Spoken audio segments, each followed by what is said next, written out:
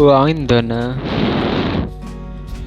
Bismillahirrahmanirrahim. Ini lanjut masuk dalam pembahasan Hasan dan Qabih. Masih dari kitab Lubul Usul. Wa indana analah Hasan wal Qabah, bahwa menurut kami Asy'ariyah kita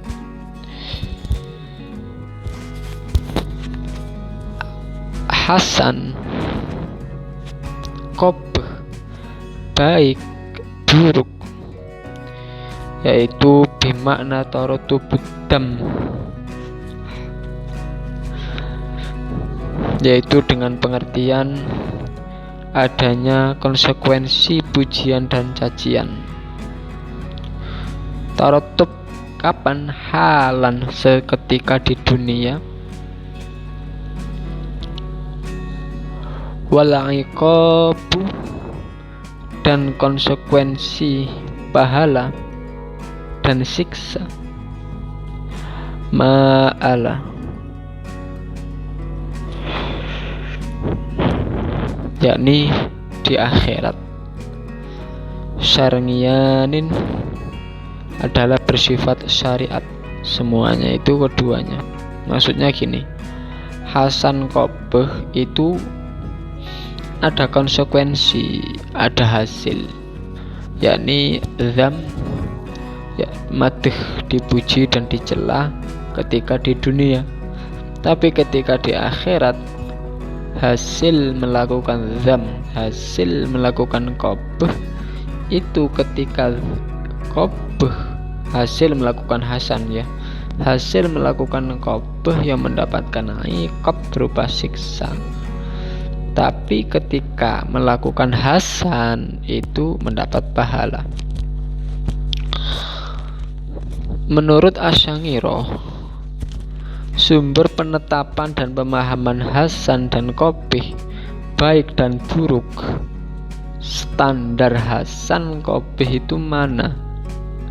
Karena beda kultur, beda klan, itu beda standarnya. Mungkin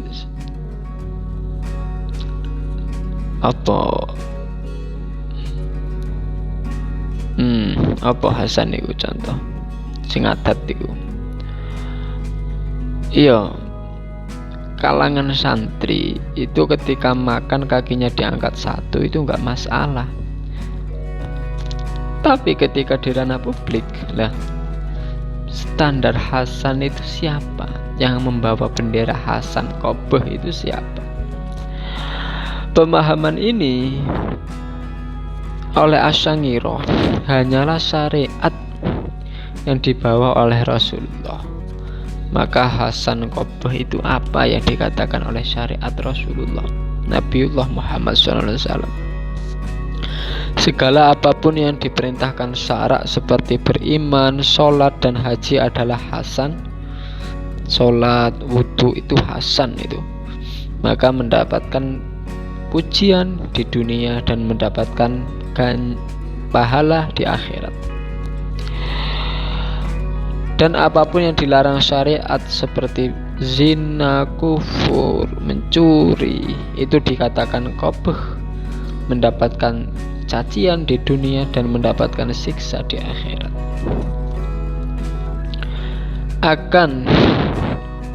Akal tidak memiliki kewenangan sama sekali dalam menetapkan hukum ini hasan atau tidak, sehingga seorang tidak dituntut melakukan atau meninggalkan perkara yang menurut akalnya baik atau buruk. Akalku menetapkan ini bagus, akalmu menetapkan ini buruk, maka apakah kamu tidak boleh melakukan yang kamu tetapkan buruk dan aku harus melakukan yang saya tetapkan bagus? Enggak gitu. Karena standarnya itu syariat apa yang dibawa oleh Nabi Yuna. Ini terang standarnya. Karena ketika akal yang menentukan standar, maka beda pengetahuan, beda kultur, itu beda standarnya, maka akan rancau.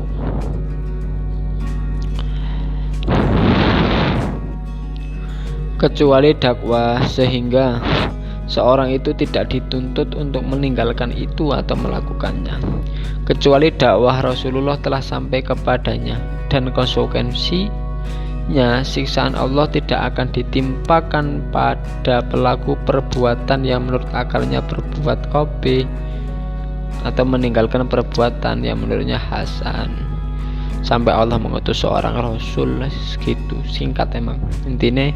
Hasan kesimpulannya adalah hasan, kopeh, baik, buruk itu standarnya syariat, yang dipayungi syariat hasan maka itu hasan, dan yang dengan payung kopeh maka itu kopeh.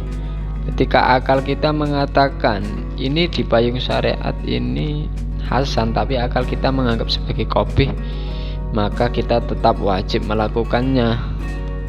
Kalau meninggalkannya, ya kita mendapatkan cacian atau mendapatkan siksa. Karena apa? Karena bukan akal kita standarnya, tapi standarnya itu syariat.